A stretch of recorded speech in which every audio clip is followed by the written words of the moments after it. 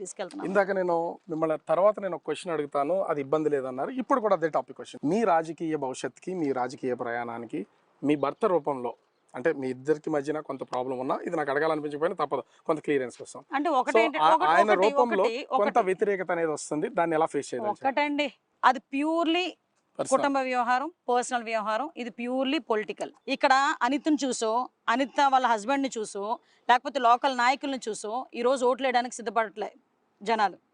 కేవలం తెలుగుదేశం పార్టీని, చంద్రబాబు నాయుడు గారిని, పవన్ కళ్యాణ్ గారిని చూసి ఓటేస్తున్నారు. అది గుర్తుపెట్టుకోండి ముందు. ఇక్కడ నేను 20 సంవత్సరాల రాజకీయంలో ఉన్న వ్యక్తిని కాదు, నన్ను చూసి, లేకపోతే నేను ఏదో కోటేశ్వరాలని కాదు, అనిత లేకపోతే మాకు బువ్వలేదు అనుకోవడానికి.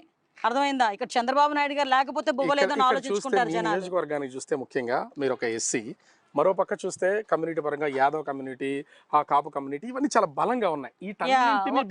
వీటన్నింటినీ బేస్ చేసుకుని మీరు ఎలా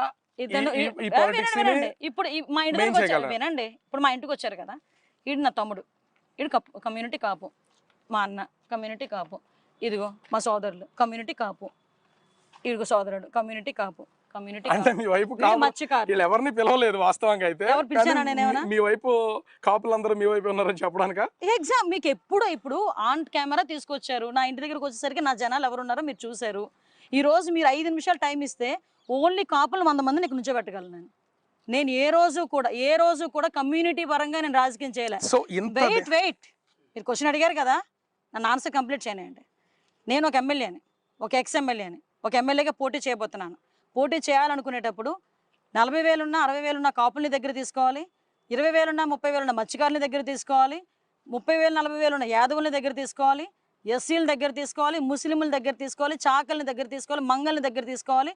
ప్రతి ఒక్క పర్సన్ నాకు అవసరమే. ప్రతి ఒక్క పర్సన్కి నేను ఎమ్మెల్యేగా పనిచేయాలని దృక్పథంతో నేను వచ్చిన దాన్ని.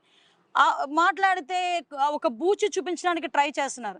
అరే అనితని ఎదుర్కోవాలనుకుంటే ఎలక్షన్లో రండి, ఓట్ల రూపంలో ఎదుర్కొందాం, అంతే తప్పించి నా మీద ఏదో పర్సనల్గా బురద చల్లేదానికి.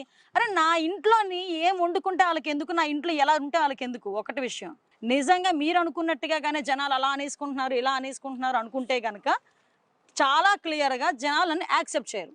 నిన్నగాక మొన్న కోటవరట్లో మీటింగ్ అయింది. కోటవరట్లలో ఒకటే క్లియర్, కోటవరట్లు ఎలాంటిదంటే మ్యాక్సిమం వైఎస్ఆర్సీపీకి ఎడ్జ్ ఉన్న మండలం అని అందరికీ కూడా తెలుసు. అలాంటి మండలంలోనే దగ్గర 10,000 12,000తో లోకేష్ గారి సంకారం మేము చేయగలిగాం. అనిత మీద నిజంగా మీరు అనుకున్న పర్సెప్షన్ ఉంటాయి. ఎందుకు వస్తారు జనాలు? అనితని చూసి వస్తే ఎందుకు వస్తారు? అరే అనితని చూసి కాదండి, ఆ పసుపు జెండాను చూసి వస్తారండి ఎవడైనా.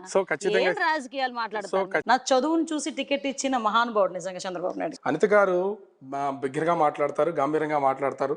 నోరుంది కాబట్టి ఆవిడ సర్వే అవుతున్నారు అనుకోవచ్చా? పార్టీకి అది మీకు అది ఎసెట్ అనుకోవచ్చా? కష్టపడతామండి. మెయిన్ ఏంటంటే పార్టీ గురించి వర్క్ చేస్తాము, కమిట్మెంట్గా ఉంటాము, అట్ ద సేమ్ టైం ప్రజలకి అనుకూలంగా ఉంటాము. ఇప్పుడు ప్రజలు ఏదైనా వాళ్ళ దగ్గరికి, మా దగ్గరకు వచ్చి ఒక కష్టం ఉందని చెప్పుకునేటప్పుడు మేము చేయగలమని నమ్మకం ఉంటేనే మా దగ్గరకు వస్తారు. అది చేయగలిగినప్పుడు ఇంకొకరు వస్తారు మా దగ్గరికి. అంతే తప్పించి అనిత ఏదో నోరేసుకుని పడుతుంది. నోరు చాలామందికి ఉంది, మరి వాళ్ళందరూ ఎందుకు ఫెచ్ అవ్వలేకపోతున్నారు? ఒకటి ఏంటంటే సబ్జెక్ట్ నేర్చుకోవాలి, నెక్స్ట్ ఇంకోటి ఏంటంటే పబ్లిక్ పర్సెప్షన్ ఉండాలి, థర్డ్ ఏంటంటే వే ఆఫ్ డెలివరీ ఉండాలి. ఇక్కడ మీ ఉద్యోగానికి ఒకసారిగా రాజీనామా చేసేసి రాజకీయాల్లోకి వెళ్ళిపోయారు, వచ్చారు.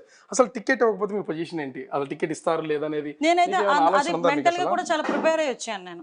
ఎందుకంటే మీకు 2013 లోనే చంద్రబాబు నాయుడు గారు అడిగినప్పుడు నేను ఒక మాట అడిగాను, నన్ను ఏమ్మా రిజైన్ చేయలేదా? అప్పటికి పేపర్లో వస్తున్నాయి అనమాట, టీచర్ తిను ఈ పేపర్లో అది వచ్చి కొంచెం డిస్టర్బెన్స్ అయితే అవుతుంది. నేను వెళ్ళి చూపించాను, సార్ ఎలాగా అండి అంటే, మరి రిజైన్ చేయాలి కదా, రిజైన్ చేయకూడదు కదా, నువ్వు గవర్నమెంట్ ఎంప్లాయీ కదా అన్నారు. నేను రిజైన్ చేసేస్తాను సార్ అన్నాను. చేసి అన్నారు ఆయన. వెంటనే రిజైన్ చేసేసి ఆ కాపీ పేపర్ సార్కి పంపించా. సో తర్వాత నేనైతే చాలా కాన్ఫిడెంట్గా ఉన్నా. అస్సలు ఏమో మరి ఆయన నాకు అది ఇచ్చిన ధైర్యం, దేవుడు ఇచ్చిన ధైర్యం తెలియదు. కానీ చాలామంది ఆ టైంలో అనిత నీకు టికెట్ రాకపోతే ఎలాగా, లాస్ట్ మినిట్ వరకు అనితకి టికెట్ రాకుండా చేయాలి అనుకునే సందర్భాల్లో కూడా నేను ఆ టైంలో చంద్రబాబు నాయుడు గారు ఆ రోజు నాకు మాట ఇచ్చారు. ఆ మాట ప్రకారం చంద్రబాబు నాయుడు గారు నాకు టికెట్ ఇచ్చారు. 2014లో మీకు టికెట్ ఇవ్వకపోతే అనిత గారి పొజిషన్ ఏంటి? నేనైతే ఒక మాట అన్నాను మా నాన్నగారితో, అది తప్పో రేటో నాకు తెలియదు, పార్టీ గురించి పనిచేసేటంత ఎక్స్పీరియన్స్ నాకు ఆ టైంలో లేదు.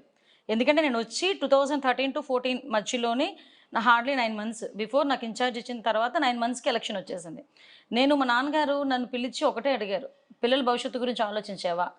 నువ్వు ఉద్యోగం వదిలేసావు, రేపు పొద్దున్న నీకు ఏదైనా జరిగితే, అంటే ఇప్పుడు అక్కడ 2014 ఎలక్షన్స్లో నువ్వు ఏదైనా ఓడిపోయినా లేకపోతే టికెట్ ఇవ్వకపోయినా నీ పొజిషన్ ఏంటి అని అడిగారు.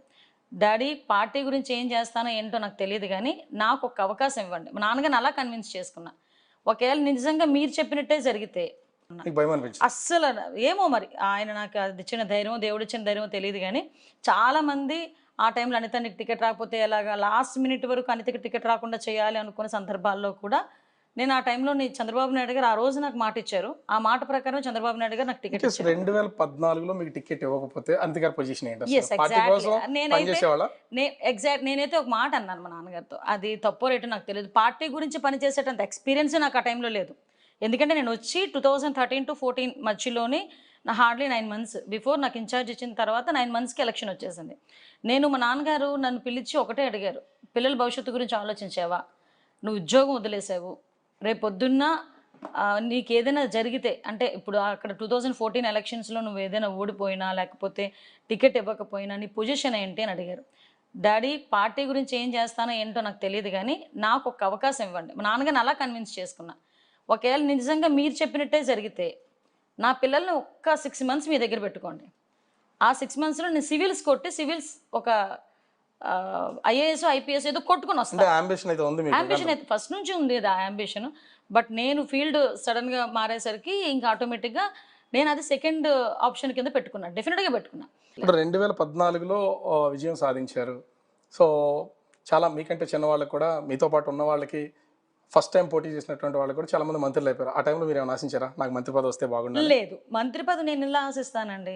మంత్రి పదవి చాలా మంది అనేవారు, అనిత వాళ్ళని తీసేస్తే నీకే ఇస్తారు, వీళ్ళని తీసేస్తే నీకే ఇస్తారు. నేను ఈ రోజు వరకునండి నాకు అది ఒక రకంగా చెప్పాలంటే గర్వంగానే ఫీల్ అవుతా. చంద్రబాబు నాయుడు గారి దగ్గరికి వెళ్ళి నేను నా టికెట్ అడిగాను తప్పించి చంద్రబాబు నాయుడు గారి దగ్గరికి వెళ్ళి నాకు ఇది కావాలి, ఈ పోస్ట్ కావాలి నేను ఏ రోజు అడగలేదు. మీరు అసలు ఊహించిన విధంగా, అంటే 2014 ఎన్నికల తర్వాత ఒక్కసారిగా మిమ్మల్ని సీట్ చేంజ్ చేసిన పొజిషన్ అయితే ఉంది.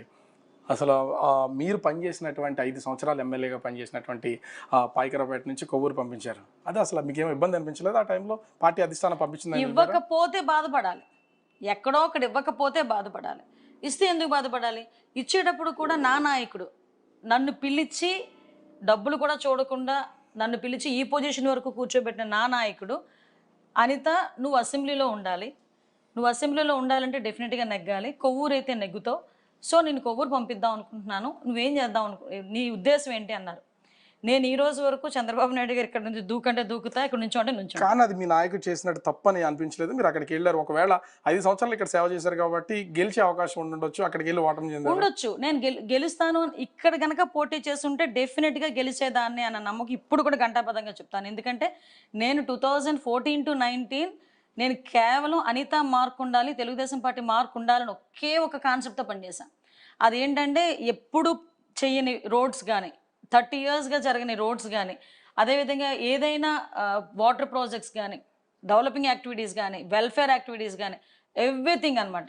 ప్రతిదీ కూడా నేను సెకండ్ థాట్ ఆలోచించాల, నెక్స్ట్ ఎలక్షన్కి ఏంటి అని ప్రిపేర్ అవ్వాల. కేవలం అనిత మార్క్ ఉండాలి, టీడీపీ మార్క్ ఉండాలి అనుకున్న అరౌండ్ 1000 to 1500 crores మధ్యలో నేను డెవలపింగ్ యాక్టివిటీస్ చేసుకున్నా, డెవలపింగ్ వెల్ఫేర్ యాక్టివిటీస్ చేసుకున్నా. సో 2014, 19 అయిపోయింది. ఇప్పుడు నెక్స్ట్ ఎలక్షన్ కోసం మీరు పోరాటం చేస్తూనే ఉన్నారు.